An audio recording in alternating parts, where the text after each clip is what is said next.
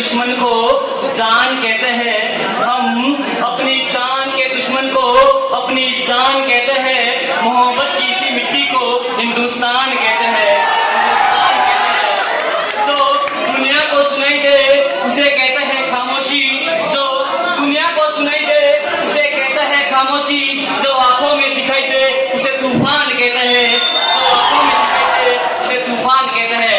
ब्रह्म सम्माननीय आर्यवत संस्थान द्वारा आयोजित सांस्कृतिक कार्यक्रम आर्यवत दिवस के उपलक्ष्य पर आज के विशिष्ट अतिथि, सभा में उपस्थित सभी गणमान्य व्यक्ति और आर्यवत संस्थान के सभी शिक्षक और विद्यार्थी, मैं सुरेश भारद्वाज देश प्रेम और राष्ट्र निर्माण के उपलक्ष्य पर अपने विषय को लेकर आपके बीच अपने विचार साझा करना चाहता हूँ। आजादी का असली मतलब वही व्यक्ति समझ सकता है जिसने कभी गुलामी की हो। हम सौभाग्यशाली है कि हमें स्वतंत्र भारत में जन्म लिया। यूं तो आजादी की लौ 1857 में चल चुकी थी, जो वर्षात बनकर 1947 को भारत देश को आजाद कराई। आधुनिक, प्राचीन और मध्यकालीन भारत के अगर इतिहासों की नजर डाले तो जब हम फिरंगियों के फेरे में पड़ चुके थे तो रंग दे बसंती चोला की आवाज पर टोलों के टोले उड़ाते थे और वंदे मातरम के किनारों से उनके खून में आने वाला तूफान अंग्रेजी शासकों की जड़ों में तूफान ला देता था।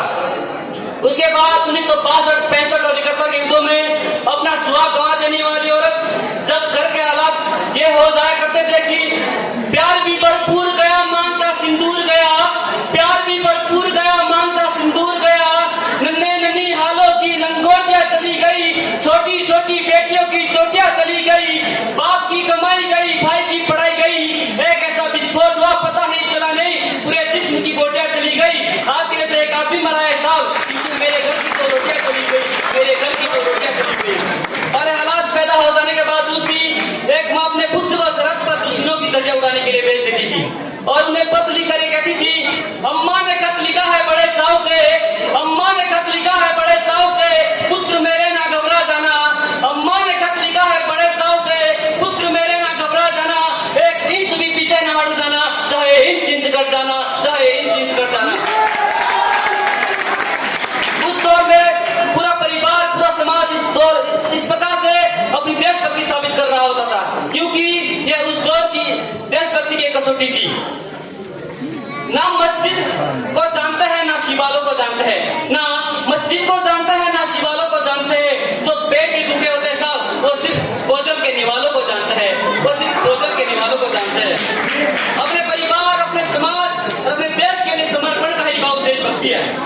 हर देशद्रोही के जीवन में आने वाला तूफान ही हमारी सच्ची देशभक्ति है, ताकि हर देशद्रोही ये समझ सके, अगर तू परिंदा है तो ये आसमां तेरा है, अगर तू परिंदा है तो ये आसमां तेरा है, अगर तू दरिंदा है तो ये शमशान तेरा है।